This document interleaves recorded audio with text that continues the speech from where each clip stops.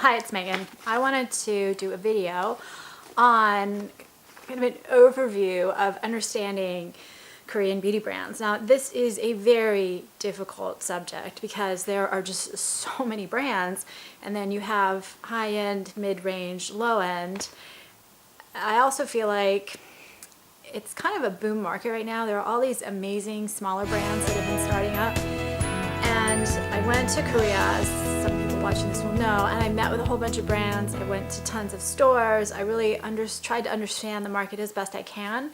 But we're talking about just hundreds and hundreds. I can't put them all in this video. So this is going to be kind of an overview, and I'm not even going to touch on kind of the spa specific high-end luxury stuff that's not widely available, but only kind of in like specialized spa type distribution networks. I'm really going to touch on just the general commercial Korean beauty brands. So the first way to think about it is the market is dominated by two really big footprints, and that would be Amore Pacific, and it's not just the brand called Amore Pacific, they own a bunch of other brands, and then LG, which is part of the LG group, we all know also from electronics, but it's not that division obviously. And so these two really dominate a lot of it. And they both make their own brands and then buy smaller brands. And also in Korea, there are mainly just two really big manufacturers who manufacture most, though not all, cosmetics in Korea. So you can have one of Amore Pacific's really high-end brands being manufactured by the same manufacturer who's also making kind of a low-end new product. And that's why I think quality across the board in Korea tends to be very good. And I, as most people do, I have my biases. There are brands that I just like better than others. There are some that I don't like at all. And I'm going to try to be fair in this video and not really say, gosh, I don't like this, just because I don't think that's always fair. Different people are going to disagree. So we're not going to bash, but I might once in a while say, oh my gosh, I love this brand. And then also some of these brands are on my website, essentialbeauty.com. And given that I went to Korea, met with a lot of the brands, went to a lot of the stores, tried a lot of the products, obviously I have a bias towards some of or all of the brands on my website, although there are other ones that I love too, just as much, and maybe aren't carrying for specific reasons. Like for example, I'm not going to carry the high-end Amore Pacific line. It just really belongs in a different distribution network. So anyway, we have LG and Amore Pacific as kind of the big footprints, and Amore Pacific has been a lot more aggressive internationally than LG has been, although LG is really starting to push a little bit more. If you think about a lot of these brands, some of them have both cosmetics, like color products, and skincare, but skincare overall tends to predominate. There are a couple of brands where I think more heavily in terms of the actual color cosmetics, but most companies do both, and they do both pretty well actually.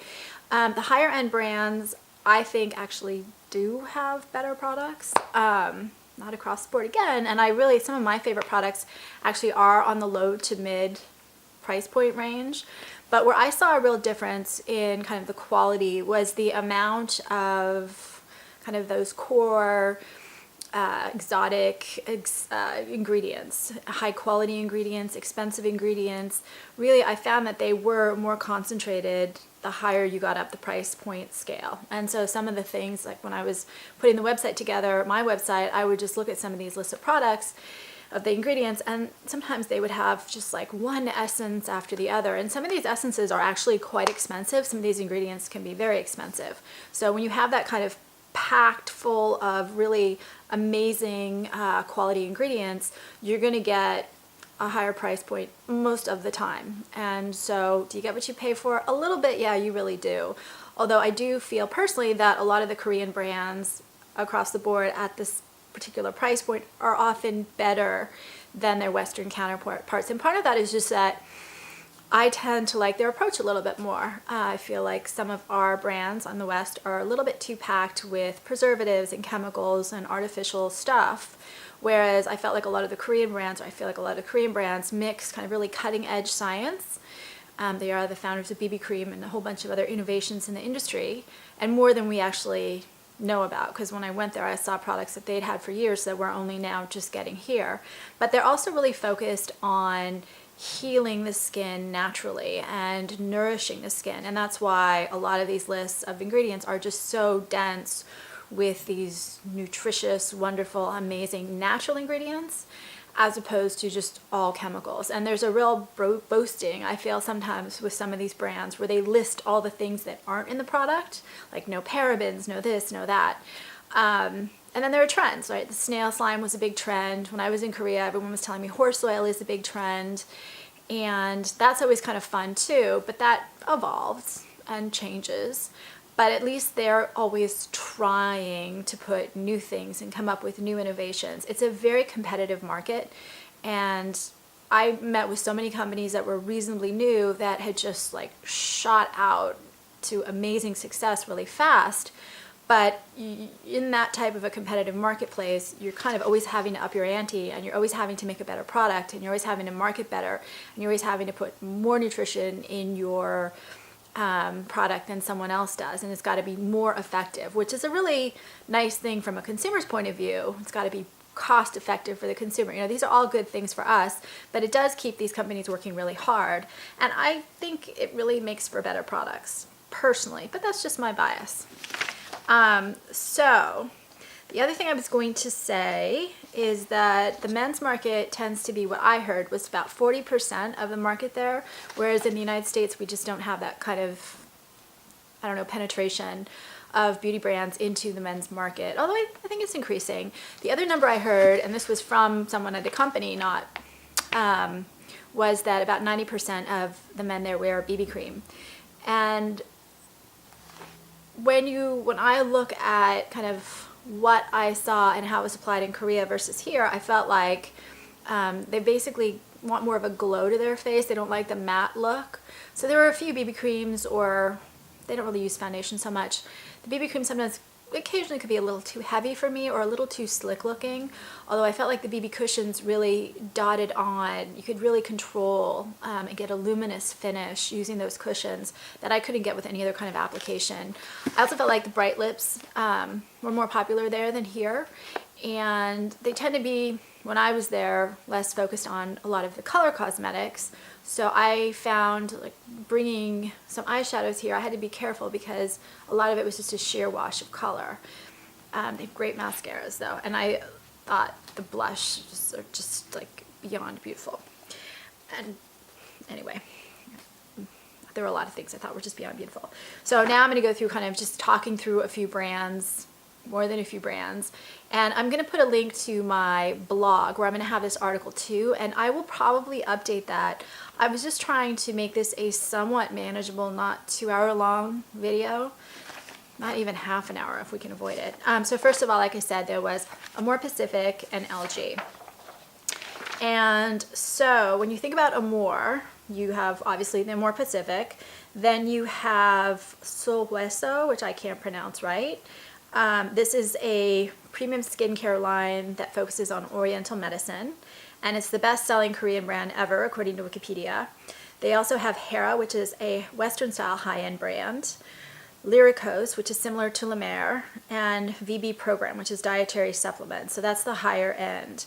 And when it says Western style, that means that they're just kind of putting the packaging together, the marketing more on a Western kind of a, what they consider a Western. Some of the ones that tend to be kind of Oriental are ginseng, herbal, that kind of thing with the packaging. I kind of have these tall, thin kind of bottles, that sort of thing, versus like little cream things that we have here in the West. Although there's never just an absolute. They're mid-range. They have IOPE, which is plant stem cells and botanical extract with modern science. I really like that brand, IOPE. Hanule, which is a mid-range Oriental herbal skincare. Hyusa, new fermented beans-based line, Marepa and Odyssey, which are their men's lines, Laneige, which is actually in a lot of Targets here in the United States. They have a couple of Western perfume brands, Anicutal, which I love, Lolita Lampica and Espor, and then Verite and Primera. The last one's nature-based, the last two. Missy and Scene, which is a Western-style shampoo brand, which I also really like, and Royale, which is an Oriental shampoo brand. Their cheaper ones include Innisfree, which is a Jeju Island nature-based line, which is incredibly popular. And I actually do like the products. Etude House, which is makeup and skincare, they say for the younger market, but I also feel like their products are shockingly good quality, given the price point. Happy Bath, which is body, Maimonde, which is younger skincare, and Atrium, which is a drugstore brand. I didn't know Eritreum. I didn't realize that was a more until right. I mean, I wrote this, right, but I still it didn't click. LG also has their stable of brands, and there's the History of Woo, WHOO, which is Oriental medicine based skincare mostly to compete with Solway. Some, which is SU:(M37, which is fermented skincare. Ohu, which is kind of a Western advanced skin science-based skincare brand. Belief, which Sephora now carries, and that's a collaboration with UK herbalist Duncan Piers. Beyond Naturalism. Issa Nox, which is like a cheaper Ohu. Soryehan, which is a cheaper history of Who. Marepa and Vonin. The latter two are menswear lines. And I'm sure, by the way, that by now I've already mangled probably 3 or 4 names. I apologize. LG's lower end lines include the Face Shop, which I really like. Skincare and color cosmetics. It's like this chain of stores that swept through Asia. Lacvert, which is a younger focused brand.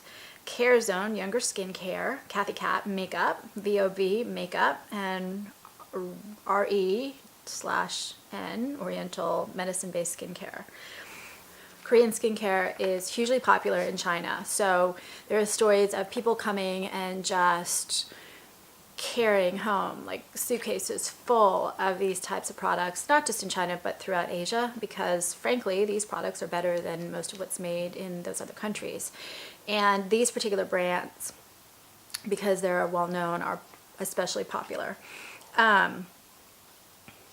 Then we get outside of those big brands. The 4th largest seller is Tony Moly, which obviously has just adorable packaging if you haven't seen it. They have like fruit-based things and really cute stuff. They're a brand that just kind of blew up, grew really fast. More younger, aggressive, and I think Tony Moly is kind of on the lower price point end. I didn't say that. There are a lot of other companies that have grown really fast, kind of in the mid-range, that have amazing quality. So one that I really like is Knots, which was started by a beauty industry expert. She was a marketer and she couldn't find products for her son, so she kind of created her own because she felt like maybe some of the brands were marketing more than they were focusing on product development. It's a very high quality brand that just grew super fast. I also like Finco, who has an A&J line, which is really focused on kind of melons and extracts and anti-aging. Original Raw is part of the Sammy Corporation, and they have just these natural, nutrient, amazing textured products, which actually cost quite a lot to develop. One that I can't really peg, I'm not sure if it's kind of mid to kind of lower mid, is Banilla, which has one of the most, I don't think, well-known products, the Clean It Zero balm kind of cleanser. They have really, I think, really pretty makeup as well. Too Cool for School is also very similar to Banilla. It's the same price point, a little bit on the higher end for low end. It's not quite medium. And they have kind of a more minimalistic look to their packaging, but I think their products are great. BDL and Moonshot both have skincare as well, but I kind of think of them more as higher end, mid-range actually, makeup. recipe I also really like for their nature-based skincare. And again, it's kind of a little bit above the low-end price point, kind of hovering in that middle, which is really the hardest to define, right? We know low-end, we know high-end, but then where exactly are you if you fall in the middle? We're just going to call them all middle. Missha is also kind of a mid-range brand that I think has amazing skincare. I think their makeup is maybe a little bit more conservative than I go for, but there's definitely a market for that. Klairs is part of a portfolio of companies, and they're one of these cruelty-free type brands that really focuses, I think, more on younger skin, but not the lower end quality. They use a lot of really vegetable essences. Label Young also grew their line really fast, like Klairs, and they have Shocking. They call it the Shocking line. And that, again, focuses more on kind of younger skin or acne-troubled skin, although I can use a lot of the products and I've got dry skin. It's just, you know, you pick and choose. And very good quality. They basically built their brand through social networking alone. Where it gets really hard to do this video, and this is where I'm going to stumble even more, is on the lower end. A lot of them cater to a younger audience, and I think overall the quality is good, but overall I think sometimes some of these brands do kind of cheap out. They really focus on the packaging and the marketing versus the quality of the product. There have been some brands, quite frankly, that I just didn't like the products. When I feel very different about is Skin Food, which has really great packaging. I mean, I think they have some of the best packaging, and I actually really like their products too. Holika Holika is similar. Shara Shara, I'm less thrilled with their packaging. Again, there's a little bit more of an Asian feel to it. Privia is a really great brand. It was started by industry professional who just decided to go out and start his own line, and he's got a really strong offering both on the skincare side and on the makeup line, which I'm really impressed by. Nature Republic is very similar to Innisfree, which was one of our earlier brands, and they're known for kind of their aloe line. In fact, their aloe balm is like their top seller. It's in this big package. It sells out constantly, and when I was in Korea, you could buy these big, like 10 versions of a 10 in a, you know, a special pack. Mizan and Benton are two other kind of less expensive lines. Mizan is kind of like a everything. They have tons of products. Club Clio, Goodall, and Peri Peri all are under the same umbrella. I think it's all the same company from what I understand, but they have a store in New York and a website in the United States, and then they have stores throughout Korea, but they're also considered a drugstore brand because you can find some of their products in drugstores. And I actually like some of their products a lot. There are a lot of boutique brands kind of in the Jeju area. Jeju is a volcanic island, kind of similar to our Hawaii. And there are a lot of really small, creative, high quality manufacturers and brands, well, not manufacturers, brands in that area who've really put together just really these fabulous products which mix some of the natural ingredients from that area, whether it's special oranges or floral essences, big on aloe, big on grape, big on marine waters, but just amazing high quality products. And I think that's all I'm going to say as kind of my start. Like I said, I'm just going to keep updating the blog. It's not that I don't even know of more brands, it's just trying to keep this somewhat controlled. And so I mentioned mostly the ones I think that are a little bit better known here, but not across the board. I guess the one, a big one I actually forgot to mention, and I forgot to put it in my article too, so the first one that's going to go in here, is of course one of the biggest brands here in the United States, Dr. Jarts. For some reason, a lot of people don't even realize Dr. Jarts is Korean, but yet it's one of the top selling Korean brands in the United States. So we definitely need to add that to the blog as soon as we're done shooting this video. Anyway, I would love, really appreciate if people have other brands that they like. Like I said, I have a list of probably 100 more that I could have added. It would just be too long, but I would love it if you start adding in the comments any brands that you particularly like or that you think I should try out or test or talk about, because then I will know what other people are interested in, not just the ones that I gravitated towards. Anyway, that's it. Thank you very much. And sorry this video is really long. It's a big topic. I'm just trying to do the best job I can with it. And please subscribe on YouTube. Thanks.